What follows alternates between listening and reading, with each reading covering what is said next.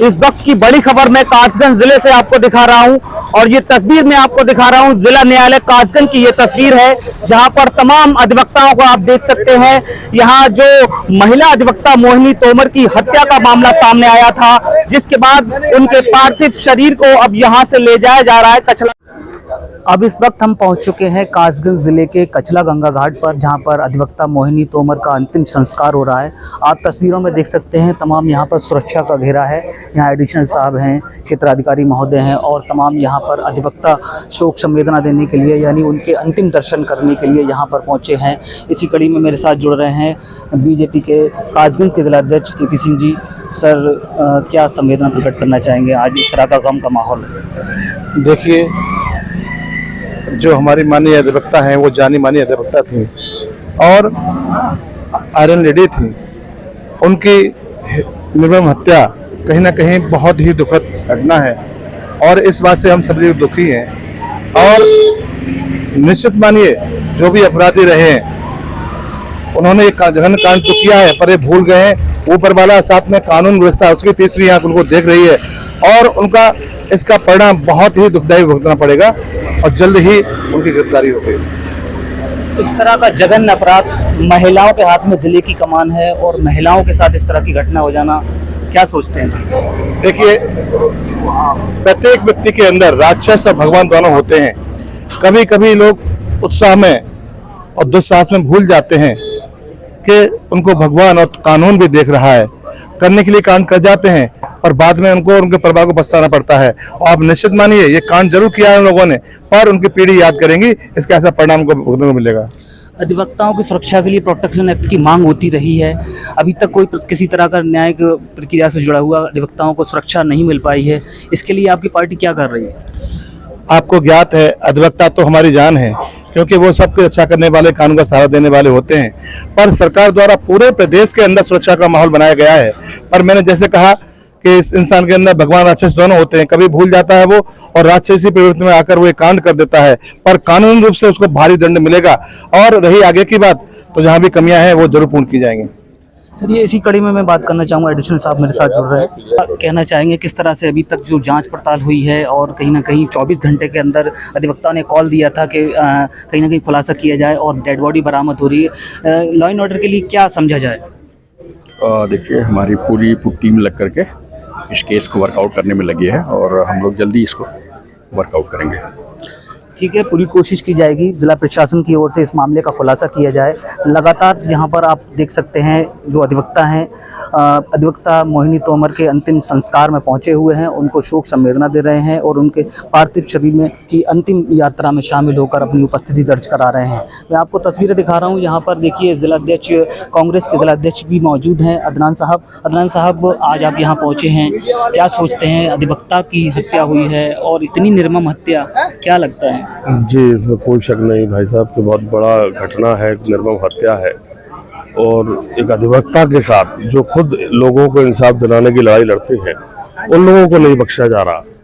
आज माहौल इतना खराब हो चुका है कि अधिवक्ता जैसे लोग जो आज लोगों की लड़ाई लड़ते हैं, लोगों की आवाज़ बनते हैं, न्याय दिलवाते हैं, आज उनको सेफ नहीं है। लेकिन मैं फिर भी ये कहूँगा कि जब से कल से ये घटना सामने आई है, तब से हम देख रहे हैं कि मुस्तैदी के साथ पुलिस काम कर रही है और हम उम्मीद करते हैं कि अगले 24 घंटे में पुलिस इस घटना का खुलासा करे। और ऐसी सूरत में जहां पर जिस जिले में डीएम और एसपी दोनों महिलाएं हैं, वहां पर ये घटना अंजाम हुई है। महिलाएं कहीं ना कहीं बहुत ज़्यादा इस वक्त आप देख रहे हैं कि सुरक्षित नहीं है। लेकिन फिर भी हम इस वक्त और कुछ कहने के उसमें नहीं है, बस यही चाहते हैं कि प्रशासन जल्द से जल्द इसका खुलासा करे। सभी को यही आशा है कि प्रशासन इस मामले का जल्द खुलासा करे। लेकिन मैं आपको जो तस्वीरें दिखा रहा हूँ कचला गंगा घाट की, यहाँ पर कुछ न्यायिक अधिकारी भी पहुँचे हुए हैं जो इस अधिवक्ता मोहिनी तोमर के अंतिम संस्कार में आपको मैं तस्वीरों में दिखाना चाहूँगा। जिस तरह यहाँ कचला गंगा घाट कासगंज में यहाँ पर शवों को लाया जाता है और उनकी अंतिम यात्रा में कहीं ना कहीं अब यहाँ जितने भी अधिवक्ता है अपनी उपस्थिति दर्ज कराते हुए नजर आ रहे हैं। इसी कड़ी में मैं अधिवक्ता रोहित सक्सेना जी से बात करना चाहूँगा। रोहित जी, किस तरह मामला, ये खुलासा जो हुआ है, क्या कुछ जानकारी मिली थी, किस समय मामला पता चला? ये रेखपुर गांव नहर है, वहाँ पर लाश की डेड बॉडी के बारे में जानकारी मिली थी, वो भी गांव वालों के द्वारा सूचना दी गई थी। पुलिस द्वारा कोई सूचना नहीं दी गई थी कि बॉडी रिकवर हुई है। गांव वालों द्वारा सूचना दी गई थी एक अधिवक्ता महोदय को, और उन अधिवक्ता महोदय द्वारा पुलिस को सूचना दी गई। तब मौके पर पुलिस और डीएम साहब और बाकी और लोग, हमारे बार एसोसिएशन के सचिव और वरिष्ठ अधिवक्तागण, साथीगण, सभी लोग वहाँ मौके पर पहुंचे थे। पूरा पुलिस का फेल्यूर है, पुलिस ने कोई काम नहीं करा। लगभग 30-32 घंटे बीत गए, उसके बाद डेड बॉडी मिलती है और वो भी गाँव वालों के द्वारा मिलती है, तो प्रशासन को इसमें देखना चाहिए। शिनाख्त कैसे हो पाई थी डेड बॉडी की? शनाख्त उनके पति के द्वारा लगभग मोर्चरी रूम पर जब डेड बॉडी आ गई थी तो उनके पति के द्वारा की गई थी कि उनके हाथ पर कोई एक निशान है, उस निशान को देखकर, और सोने का कड़ा उनके हाथ में था, सीधे हाथ में, उसे देखकर शनाख्त की गई थी। देखिए यहाँ तस्वीरों में मैं दिखा रहा हूँ, देखिए न्यायिक अधिकारी भी यहाँ पर पहुंचे हुए हैं। अपर जिला जज इंचार्ज विधिक सेवा प्राधिकरण और मोहम्मद आरिफ खान एडीजे 3rd नजर आ रहे हैं, और साथ ही मेरे साथ अधिवक्ता, वरिष्ठ अधिवक्ता हैं सत्यनपाल बैस जी। इतनी जघन्य हत्या हुई है। अभी कोलकाता की जो घटना हुई थी डॉक्टर्स के साथ, जिस तरह निर्मम हत्या हुई थी, उसके बाद यूपी के कासगंज से इतनी बड़ी खबर इतिहास के पन्नों में लिखी जाएगी। क्या सोचते हैं अधिवक्ताओं को, क्या सोचते ये मेरी 30 वर्ष की व्यवसाय 30 वर्ष से कर रहा हूँ। मेरे जीवन काल की ये पहली इतनी निर्मम और जघन्य वारदात है। ऐसी अधिवक्ता की हत्या मेरे जीवन काल में किसी की नहीं हुई। इसकी जितनी भर्त्सना की जाए, जितनी निंदा की जाए, उतना कम है। अगर इसमें पुलिस सक्रियता दिखाती तो शायद वो हमारी दबंग अधिवक्ता मोहिनी तोमर बच जाती, क्योंकि जितना समय बीत रहा था, हमने एएसपी से बात की थी, कप्तान से बात की थी, उनसे कहा भी था जितना समय बीत रहा है ये उसके लिए खतरा है, आप मुस्तैदी दिखाइए।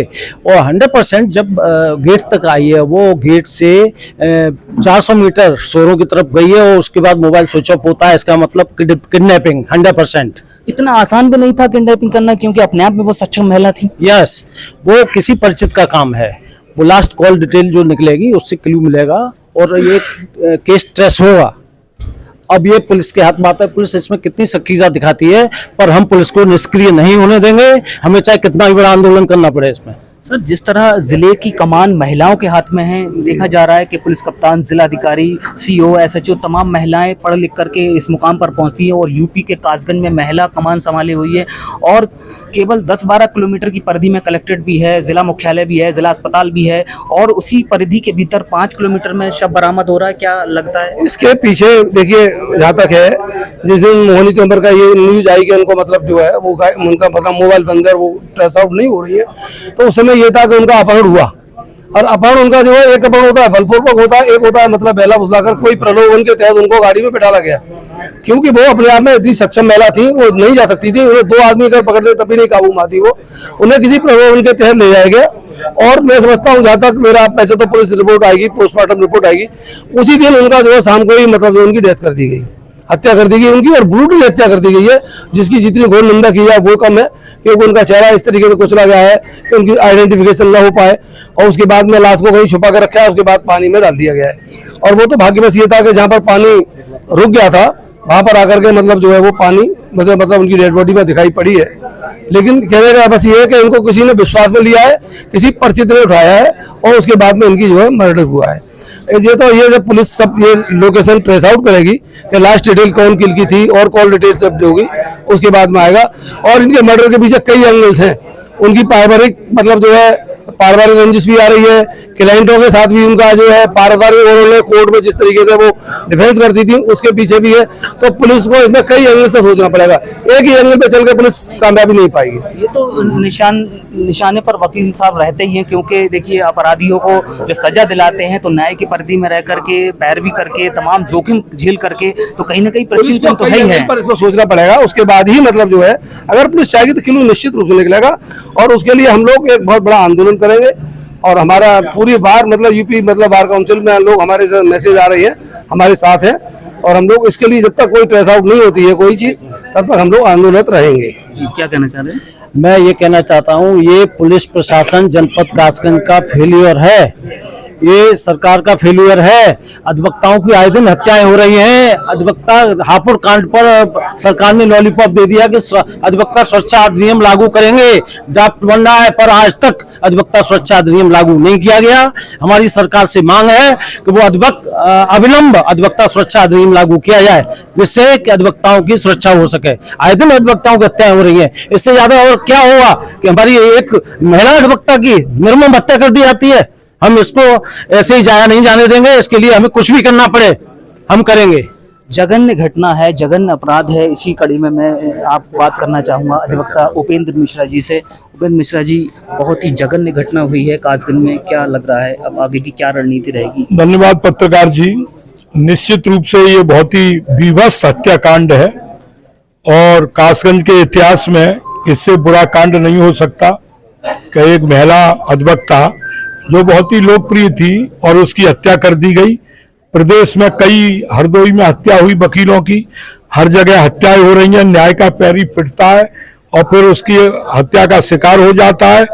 कई बार इस तरह के आंदोलन हुए प्रदेश स्तर पर भी, देश स्तर पर भी, क्या उत्तर प्रदेश में प्रोटेस्ट, अधिवक्ता प्रोटेस्ट अधिनियम, संरक्षक अधिनियम लागू किया जाए, लेकिन सरकार ने अभी तक नहीं किया। और जहां तक के इस बीभत्स हत्याकांड की बात है, कासगंज का वकील जब तक दूध का दूध और पानी का पानी नहीं हो जाता तब तक संघर्ष करेगा और आपकी बहन के न्याय के लिए जी जान से जुटेगा। जी, इसी कड़ी में मेरे साथ दुष्यंत जी मौजूद हैं। क्या सोचते हैं आगे? ये पुलिस का 100% फेलियर है। जो सूचना हमको बहन मोहिनी तोमर की लाश के बारे में मिली, वो एक हमारे साथी अधिवक्ता श्री अंकित मिश्रा जी द्वारा दी गई। पुलिस का इतना फेलियर है कि बॉडी के मिलने के 4 घंटे बाद पुलिस को जानकारी हुई और बहुत जघन्य तरीके से उसकी हत्या हुई।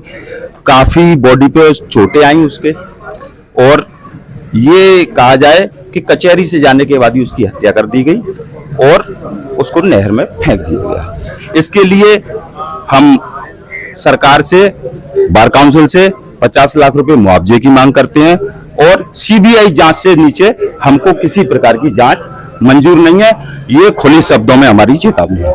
ये चेतावनी अब दी जा रही है कासगंज के अधिवक्ताओं की। अधिवक्ता धर्मेश जी मेरे साथ जुड़ रहे हैं। इतनी जघन्य अपराध और न्यायालय के करीब और न्यायालय की परिधि के 5 किलोमीटर के भीतर में शव बरामद होना क्या दर्शाता है? अपराधियों के हौसले बुलंद है सरकार में, और इस तरह से जो घटना हुई है वो बहुत ही निंदनीय है और शीघ्र अपराधियों का खुलासा होना चाहिए। इस मामले में शीघ्र खुलासा होना चाहिए, सभी अधिवक्ताओं की यही मांग है। और कहीं ना कहीं अब देखते हैं कासगंज बार एसोसिएशन के जो पदाधिकारी हैं, जो कार्यकारिणी है, उसकी क्या भूमिका रहती है, क्या आगे की प्लानिंग रहती है। तो देखते रहिए पूरी खबर के लिए A to Z India news.